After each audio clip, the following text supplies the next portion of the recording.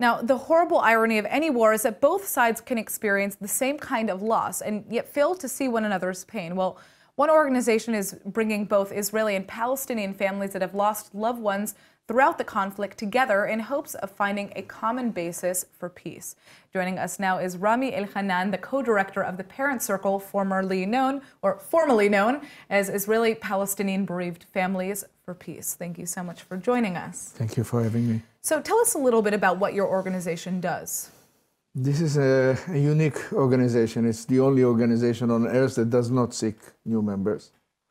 The price of the ticket is too high.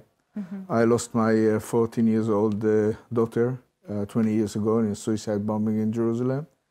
And I joined this unique organization in an effort to create some kind of reconciliation process. So you're part of this organization with families that are both Israeli and Palestinians who are essentially coming together, and your goal is to find some sort of peace, some sort of deal that can be made, right? Our goal is to find a way of knowing each other, of reaching out to one another and create this understanding between one another that we will not go away. The Palestinians will not go away, the Israelis will not go away. We are doomed to stay here together. And we have to decide whether we share the land one way or the other, or we share the graveyards under it. Now, I understand that you actually just traveled to London to meet with members of parliament there on behalf of the organization. What did your meeting entail? What did you discuss there? We had huge events in the UK. People are willing to listen to us. People are willing to accept us. People are very, very enthusiastic of our message, the joint message of Israeli and Palestinian bereaved families.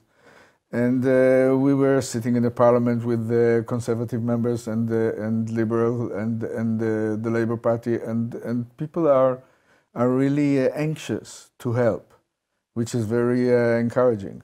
Yeah, I mean, I can imagine if they accepted you with open arms there. So I guess, the final question here is, what does your organization believe is the right basis for a reconciliation process between the Israelis and the Palestinians? We are not a political organization. We don't draw lines on maps or phrase articles of peace agreement.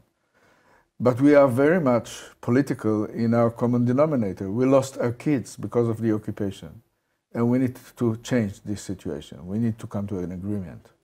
Well, I think it's beautiful to see that there is, that you're coming together, that there are families coming together from both sides. Obviously, the reason is very dark, and, we're so sorry for your loss and the loss of all of these families that are involved, but it's a very noble cause that you guys are pursuing, and thank you so much for joining and telling us about it. Thank you so much for having me.